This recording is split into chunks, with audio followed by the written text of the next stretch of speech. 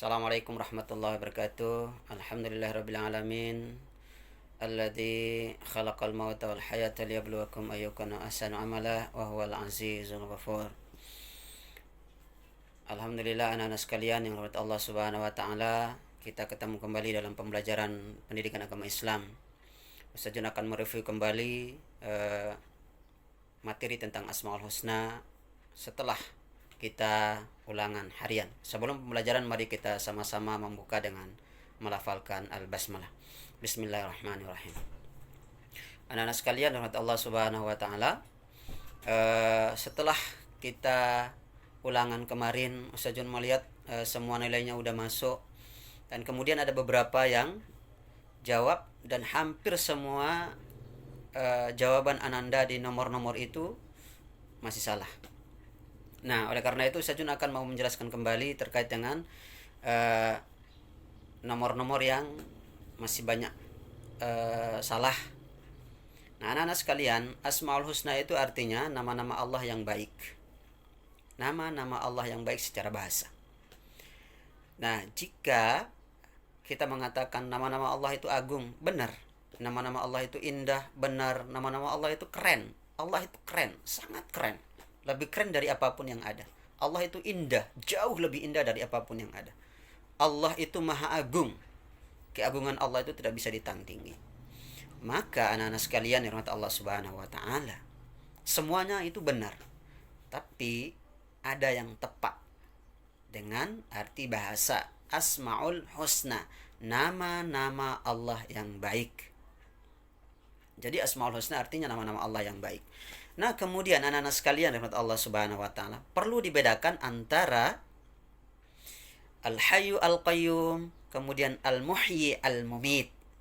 Al-Muhyi dengan Al-Mumit. Kemudian Al-Muhyi sama Al-Hayyu itu beda maknanya. Nah, ini yang masih ada yang terkecoh dengan arti, ya, arti secara bahasa dari Al-Muhyi dan juga Al-Hayyu. Jadi anak-anak sekalian kata Allah Subhanahu wa taala, Al-Hayyu itu Allah Maha hidup. Al-Muhyi itu Allah Maha menghidupkan. Nah, jadi jangan sampai kita terjebak dengan makna yang ada. Nah, kemudian anak-anak sekalian kata Allah Subhanahu wa taala, ya, raja-raja di masa para nabi dan rasul yang mengaku diri menjadi nabi, yang mengaku diri menjadi Tuhan, itu banyak. Nabi Ibrahim alaihissalam diceritakan dalam Al-Quran, dikisahkan bagaimana perjalanan Nabi Ibrahim berdialog langsung dengan Raja Namrud, raja yang kejam di masanya. Kemudian Raja Fir'aun di masa Nabi Musa alaihissalam. Kemudian Raja Abraha sebelum Rasulullah dilahirkan oleh Allah, oleh hadir di dunia, yang dilahirkan oleh ibundanya. Nah, kemudian anak-anak sekalian, siapa Raja Zulkarnain itu? Nah, ini masih banyak yang jawabnya tidak tepat. Padahal tahu Raja Abraha di masa Rasulullah sebelum lahir. Kemudian Raja Namrud di masa Nabi Ibrahim alaihissalam. Raja Fir'aun di masa Nabi Musa alaihissalam. Ada satu raja yang ada di situ, Raja Zulkarnain. Raja Zulkarnain itu di masa Mesir kuno. Cerita Ashabul Kahfi.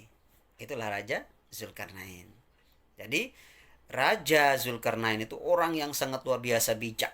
Makanya diabadikan namanya dalam Al-Quran surah Al-Kahfi. Itu Raja Zulkarnain. Kemudian anak-anak sekalian Allah Subhanahu wa taala, setelah itu, ya, contoh yang tepat untuk Al-Muhyi dan Al-Mumit. Contoh sederhana tentang Al-Muhyi dan Al-Mumit adalah rumput. Paling sederhana. Sederhana sekali. Rumput.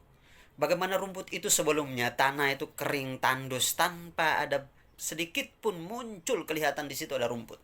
Tapi begitu disirami oleh hujan, air itu setiap hari, tetesan air hujan turun terus-menerus. Jangankan terus-menerus, sekali saja hujan itu turun, insya Allah besok kelihatan sudah mulai muncul tunas-tunas rumput hijau kembali.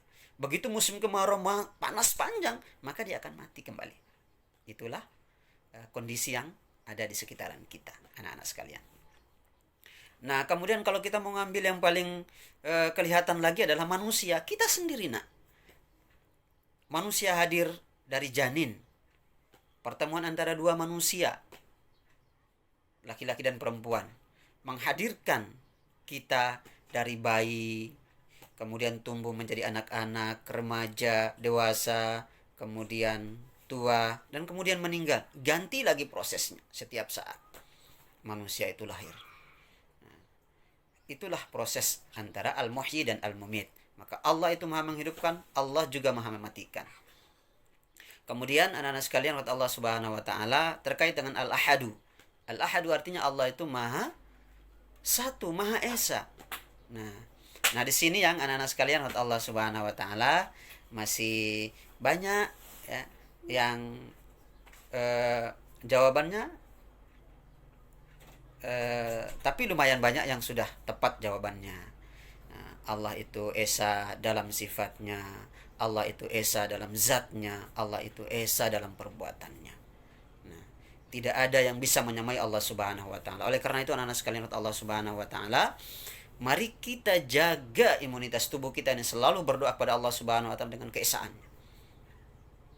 Beribadah kepada Allah Subhanahu wa taala tanpa ada jeda.